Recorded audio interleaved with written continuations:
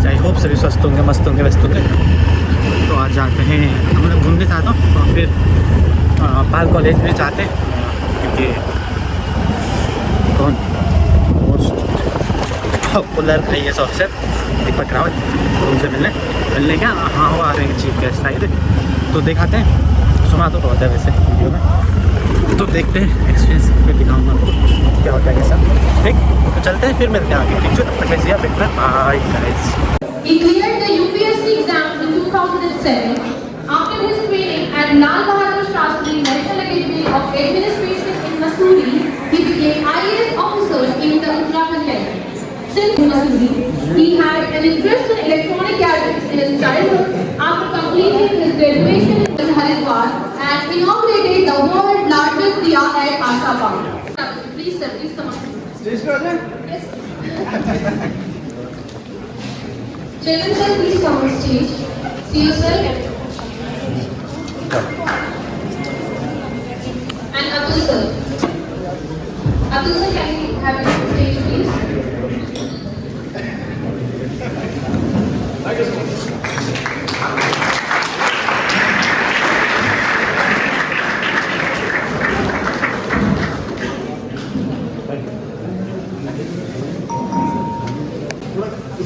Clear हो जाए ना प्रोग्राम। क्या अगर बोलना तो बोलेंगे समझे एक साथ ठीक है, मुझे कोई इशू नहीं है, बताते थे बच्चे क्या था इसके बारे में एग्जैक्टली आज व्हाट्सएप की तारीख से थोड़ा कोई अनाउंस करें। ठीक है ठीक है ठीक है।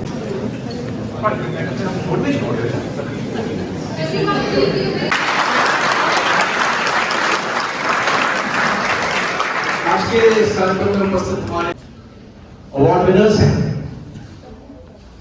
जो हिंदुस्तान में भरोसा है, हिंदुस्तान की बात है। इसका मतलब है कि पुराना हिंदुस्तान भी जो नए हिंदुस्तान की बात कर रहे हैं। और आज का जो अवार्ड सेरेमनीज आपकी हुई है, करियर रोडमैप के ऊपर, करियर का रोडमैप। मेरे दो छोटे बच्चे हैं, अभी डॉक्टर जो मेरी अवार्ड साल की है और बेटा अभी 5 साल का है, तो उनको बड़ा होते हुए मैं देखता हूँ बहुत ध्यान से क्या क्या हो रहा है, क्या कर रहे हैं।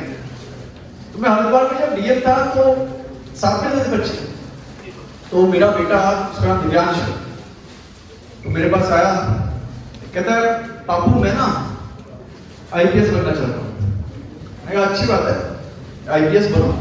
तो हमारे वहाँ पे बैचमेट थे, वहाँ पे जन्मजय थे, तो उनको आता जाता घर पे देखता होगा, गाड़ी वाड़ी यूनिफॉर्म से इंप्रेस होते हैं बच्चे। कहा आईपीएस बनूंगा, हमने कहा बहुत अच्छी बात है, आईपीएस बनिए आप। फिर 2-3 महीने में उसने देखा कि ये आते हैं जन्मजय और थोड़ी देर कॉफी पीते हैं, गपशप करके चले जाते हैं और कुछ होता तो है नहीं। तो उसने फिर 3 महीने के बाद मुझे बोला पापा मैं सोच रहा हूँ आईपीएस नहीं बनूंगा। तो हमने कहा बेटा क्या बनोगे? तो कहते अब मैं फायर ब्रिगेड का ड्राइवर बनूंगा। तो उससे पहले पुलिस वाली गाड़ी थी उसके पास और वाली, तो फायर ब्रिगेड की भी मंगवा दी गई कि फायर ब्रिगेड आएगी और आग बाग बुझाएगी। बच्चे इंटरेस्ट होते ही हैं इन सब चीजों में, गैजेट्स में। तो फायर ब्रिगेड वाला उसने कहा मैं बनूंगा। फायर ब्रिगेड वाला कुछ दिन चला कि तब तक मैं कुंभ मेले में आ गया था। तो फिर दिव्यांश मेरे पास एक दिन आया, उसने कहा मैं पापा मैं सोच रहा हूँ कि मैं फायर ब्रिगेड वाला नहीं बनूंगा। हमने कहा बेटा क्या बनोगे? कहता है पापा मैं होम गार्ड बनूंगा। बनोगे? तो मैंने सोचा थोड़ा चाइल्ड साइकोलॉजी के एंड से सोचा कि मतलब ठीक है आईपीएस से फिर उसके बाद ड्राइवर अभी होम गार्ड बनना है। तो आई रियलाइज कि बच्चे कहीं ना कहीं ये तो देखते हैं कि एक्शन कहां पे हो रहा है, और जो कुछ भी दफ्तरों में हो रहा होगा और जो कुछ भी मीटिंग्स में हो रहा होगा, एक्शन तो होम गार्ड कर रहा है, जो कि दिखता भी है। अल्बर्ट आइंस्टाइन ने एक बात कही थी कि अगर हमें कंपटीशन करवाएं सब मछलियों का और बोले कि आप पेड़ पे चढ़िए और फिर उसमें तय करें कौन सी मछली फर्स्ट आई, कौन सी सेकंड आई, तो ऐसे कंपटीशन का कोई लाभ है? कोई लाभ नहीं है, क्योंकि मछली उसके लिए नहीं बनती पेड़ पे चढ़ने। और तभी अल्बर्ट आइंस्टाइन ने कहा था कि एवरी चाइल्ड, हर बच्चा यूनिक है। लेकिन मॉडर्न एजुकेशन सिस्टम क्या करता है, उस यूनिकनेस को कहता है नहीं एक जैसा ही बनो, सब ऐसे ही बनो, सबको मैथ्स पढ़ने हैं, सबको फ्रैक्शंस पढ़ने हैं, सबको डेसिमल सिस्टम पढ़ना है, सबको 100 नंबर के सही नंबर लाने हैं, इतने ही विषय होंगे, इसी में से करना है। तो फिर जो उस यूनिकनेस है वो तो नहीं रही ना। आप यूनिकनेस को एक प्रॉपर पैटर्न में ढाल रहे हैं कि ये है सब, ये हमने तय कर दिया, इसमें से आपको आता है तो आप अच्छे, इसमें से सब आपको नहीं आता है तो आप बोलिए। मेरे कंडक्टर ने मुझसे पूछा कि पापा मुझे पता चल गया है, मैंने कहा क्या पता चला है? कहते कि आप कबाड़ी बनना चाहते थे। तो मैंने कहा आपने कहां से देखा? कहता नहीं आई सॉ ऑन यूट्यूब, तो देखता सब लोग करता है तो कहीं पे था कि कबाड़ी बनना चाहते हैं, नहीं बता रहा हूं। तो मैंने कहा नहीं मैं ऐसे बनना चाहता था कबाड़ी।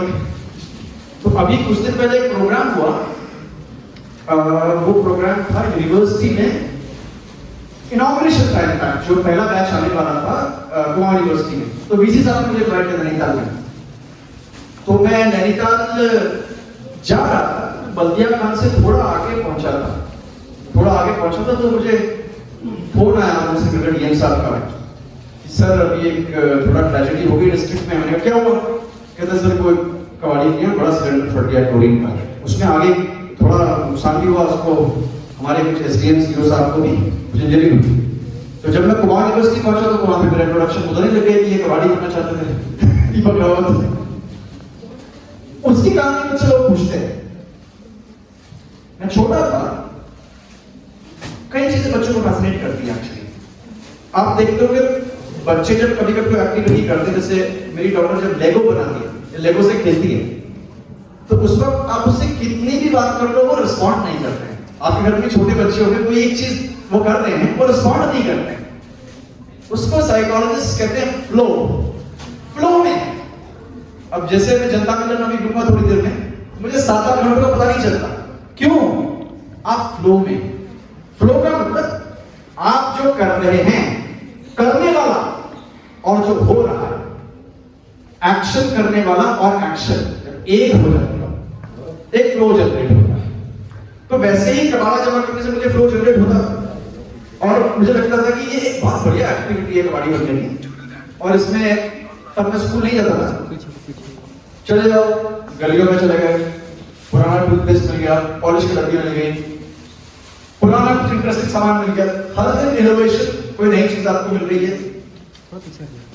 और इस प्रोफेशन में इन्वेस्टमेंट भी जीरो है, केवल प्रॉपर्टी जो आपको मिल रहा है, तो मुझे फैसिनेट कर रहा। अब जो बात यहां पे हो रही है, भरोसा नहीं हिंदुस्तान का, तो पुराना हिंदुस्तान, केवल एजुकेशन की बात करें हम, एंशिएंट इंडिया में तो सब कुछ गुरु शिष्य परंपरा पे होता था। हमारे जितने ट्रेडिशंस पढ़ाई लिखाई के हैं, लिखित ना होकर के बहुत हद तक ओरल है, बोले हमारे एपिक्स भी ओरल है। महाभारत तो बहुत बाद में एक्चुअली पेन पेपर पे या पांडुलिपि में लिखी गई, ये ट्रेडिशंस पूरी तरह से ओरल थे। तो ब्रिटिश जब यहाँ पे आए तो उन्होंने कहा कि भाई इस सोसाइटी में तो कोई किताबी काम की नहीं है और कोई बढ़िया एजुकेशन यहाँ पे नहीं है। और जब ब्रिटिश यहाँ पे आए तो उनकी आवश्यकता क्या थी? 2 आवश्यकताएं थी। जमीन पे खेती हो रही थी तो हमें लैंड रेवेन्यू चाहिए। जमीन में जो भी हम खेती कर रहे हैं, खेती हो रही, उसका रेवेन्यू, राजस्व चाहिए। उसको आप कैसे लोग आपको इसके लिए चाहिए? भाई हिसाब किताब लगाते हैं, लेखपाल हैं, लैंड मैनेजमेंट करते हैं, तहसीलदार, वो लोग आपको चाहिए। कैसे? ऐसे लोग जिनको थोड़ा बहुत साइंस आती हो, क्योंकि फैक्ट्री में तो साइंस का काम है ही, मैन्युफैक्चर हो रहा है, कुछ केमिकल प्रोसेसेस आनी चाहिए, थोड़ा बहुत फिजिक्स भी आनी चाहिए, वो लोग आपको चाहिए। और कैसे लोग चाहिए? जो हिसाब किताब लगाने में बहुत अच्छे हैं, बेसिक अरिथमेटिक जानते हैं। अब मान लीजिए कोई फैक्ट्री चल रही है और उसमें कुछ कपड़े बन रहे हैं, तो क्या उसमें किसी गायक का भी काम है? कोई काम नहीं गायक। क्या उसमें किसी कवि का काम है? कोई काम नहीं कवि का फैक्ट्री के अंदर। क्या हिस्टोरियर का कोई काम है? हिस्टोरियर का भी कोई काम नहीं है। तो पुराने हिंदुस्तान एक सबसे बड़ी एक मिथ को जन्म दिया इसने इस एजुकेशन सिस्टम ने इस मिथ को जन्म दिया, वो मिथ ये था कि मैथ्स पढ़ो और साइंस पढ़ो और नौकरी ले लो। और जो मैथ साइंस नहीं पढ़ेगा, जो ह्यूमैनिटीज के सब्जेक्ट्स हैं, ये उस सेंस में रोजगार परक नहीं। तो ये मिथ बहुत हद तक, बल्कि मिथ आज भी खत्म नहीं हुआ, ये मिथ फूट रहा है, लेकिन अभी भी कहीं ना कहीं तो हावी है। अभी भी बच्चे मेरे पास आते हैं जनता मिलन में, लेकिन अदरवाइज बहुत बच्चे मुझसे मिलते हैं, तो वो साइंस केवल इसलिए पढ़ रहे हैं कि मेरा दोस्त भी पढ़ रहा है या पेरेंट्स ने कहा। दूसरा मिथ इसने इस बात को जन्म लिया कि सरकारी नौकरियां अच्छी, रिलायबल थी, स्टेट से जुड़ी हुई है, इसलिए इनके पीछे हमें जाना चाहिए। और तीसरा मिथ यह था कि भैया इसमें जो भी क्रिएटिविटी वाली चीजें हैं, इनकी कोई बहुत ज्यादा वैल्यू यहां पर नहीं है। और यही एजुकेशन का वैल्यू सिस्टम हमने इनहेरिट किया। आज की जो अवार्ड सेरेमनी है, मुझे इसलिए बहुत ज्यादा प्रासंगिक लगी कि जो ओलंपियाड हुआ है, करियर काउंसलिंग का हुआ है, कहीं ना कहीं बच्चे अपने बात को टटोल रहे हैं। What do they actually want, क्या चाहते हैं, क्या करना चाहते हैं। अब जो न्यू एजुकेशन पॉलिसी गवर्नमेंट ने बनाई है, उसके तहत अब यूनिवर्सिटीज में काम होना शुरू हो गया है। एक शब्द में कोई कहेगा कि न्यू एजुकेशन पॉलिसी क्या है, तो फ्लेक्सिबिलिटी आपको देंगे। ये जो पैटर्न है, जो बना बनाया सिस्टम है कि आपको इसमें बांध दिया जाए, उसको तोड़ रही है। हो सकता है आपको, आप आर्ट्स में हो लेकिन आपको थ्योरी ऑफ रिलेटिविटी बहुत अच्छी लगती है, आपको कोई फिजिक्स का पेपर करने का मन है, आप करना चाहते हो। हो सकता है आप हिस्ट्री के स्टूडेंट हो लेकिन आपको कोडिंग पसंद है, आपको कर सकते हैं। ये फ्लेक्सिबिलिटी हमको दी जाती है। और बहुत बड़ा चेंज जो आज की तारीख में हम सब जानते हैं, जितनी भी आज तक साइंस एंड टेक्नोलॉजी आई है, जितने भी आविष्कार हुए हैं, जितनी भी साइंस ने तरक्की की है, वो सारी तरक्की कहां पे है? एक हाथ में आपके वो है। जितनी भी रिसर्च हुई है, कोई बोलना चाहेगा, जितने भी प्रिंसिपल साइंस के, दे आर हियर, इसमें सारी टेक्नोलॉजी एक साथ। प्रॉब्लम लेकिन कहां पे आ रही है? प्रॉब्लम इस बात की आ रही है कि आज किसी भी चीज के नॉलेज के संबंध में मोटी मोटी किताबें तो नहीं पढ़नी है, क्योंकि सोसाइटी एक इंफॉर्मेशन सोसाइटी बन गई। इंफॉर्मेशन तो बहुत है ना, बहुत इंफॉर्मेशन है, कुछ भी ढूंढना हो कोई कमी नहीं है। मैं आपको बड़ी इंटरेस्टिंग बात बताऊंगा, मैं कुछ दिन पहले भीमताल गया था, हालांकि मैं गया कल्चरल प्रोग्राम में था। तो कल्चरल प्रोग्राम में गया था तो मेरी आदत है जगह जगह जाने की, ऐसी बिना प्लान के, बिना किसी तैयारी के, बिना रूटीन के। तो मैं भीमताल में उतर गया, पार्किंग का इश्यू रहता है, तो मैं फिशरीज के दफ्तर में चला, मछली पालन का, वहां पे डीसीएफ आ रहे हैं। इत्तेफाक से छुट्टी थी तो कोई ऑफिसर वहां पे नहीं मिले, केवल गार्ड मुझे मिले। उन्होंने बताया साहब यहाँ पे जो है हम फिश के जो एग्स हैं वो देते हैं। तो मैंने किसी ने अच्छा काम किया, उसने कहा एक अच्छा काम किया। यहाँ पे तुमसिल रावत में एक व्यक्ति रहते हैं, उन्होंने अच्छा काम किया। तो मैं वहीं से पैदल पैदल तुमसिल रावत चला गया, एक दो लोग और मिल गए।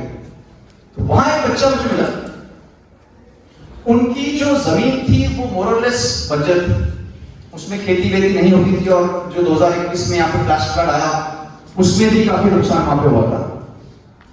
तो मैंने पूछा बेटा आप क्या कर रहे हो? तो मैंने देखा कि जो एक्वेरियम वाली मछली होती है, गोल्ड फिश होती है, ऑरेंज कलर की बड़ी सुंदर फिश होती है, वो उसने बहुत बड़ी संख्या में रखी हुई थी।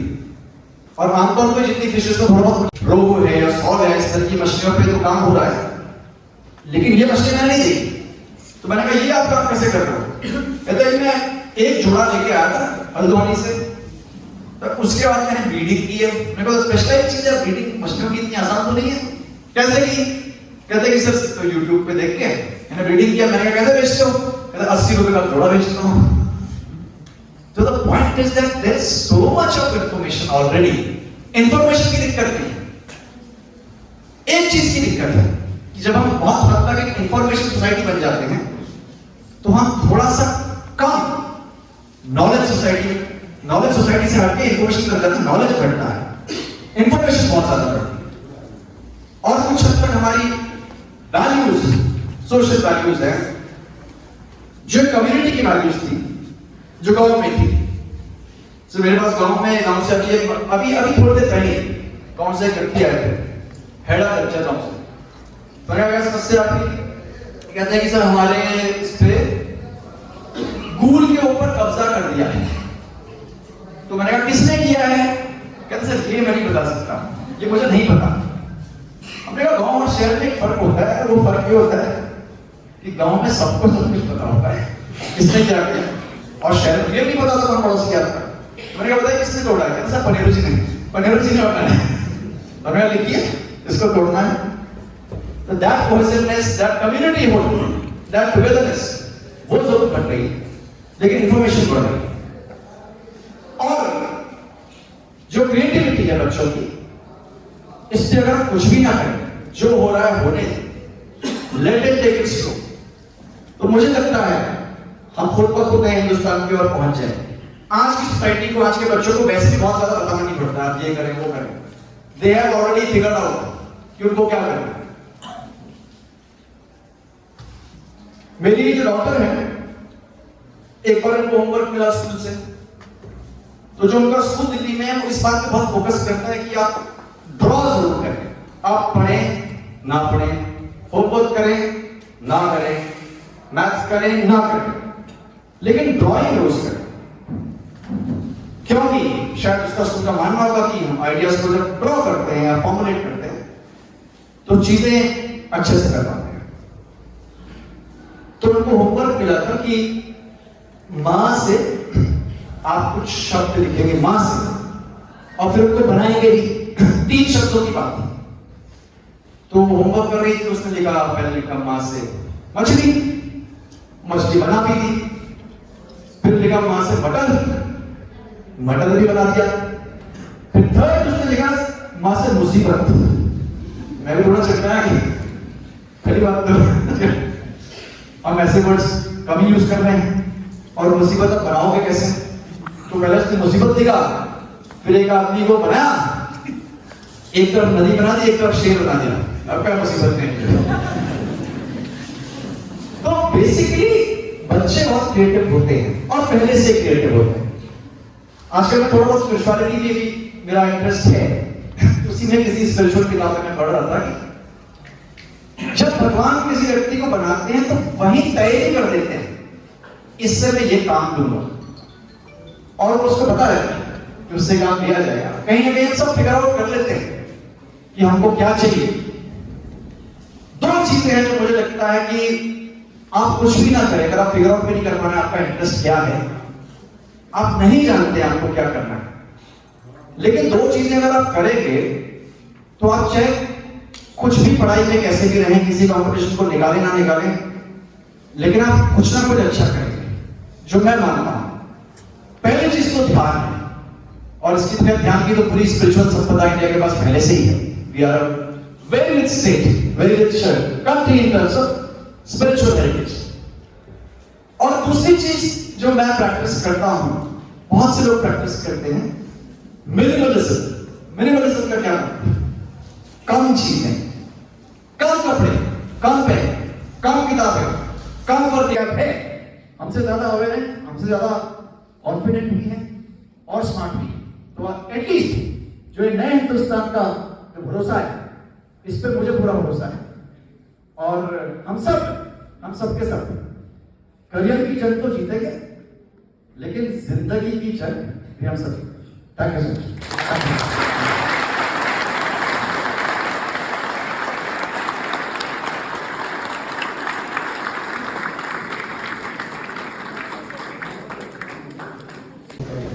Halwani topper is not just a topper, but he or she is somebody who has topped among all the participating schools of Uttarakhand.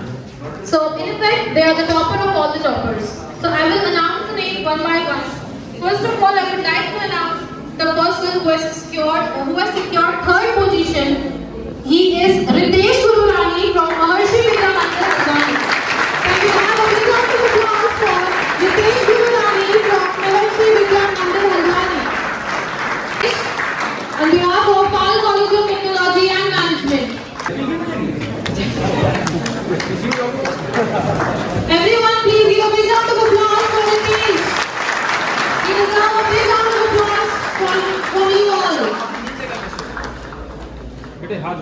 अभी नहीं चला भाई, यहाँ नहीं चला मुझसे। फोटो मैं सर क्या बोल रहे थे? मैम आ गया जी प्लीज आइए, नीचे बैठो, आ जाओ नीचे देखो।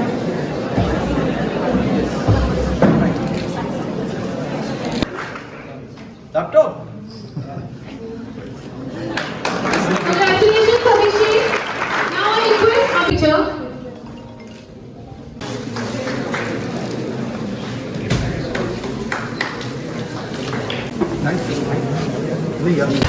तो 2 घंटे बाद अब चलते हैं घर। मतलब सही था, फिलॉसफी मज़ा आ गया। ठीक, तो चलते हैं, एक्सपीरियंस सही था। चलते हैं, फिर मिलते हैं। अब तक के लिए टेक केयर, बाय गाइस।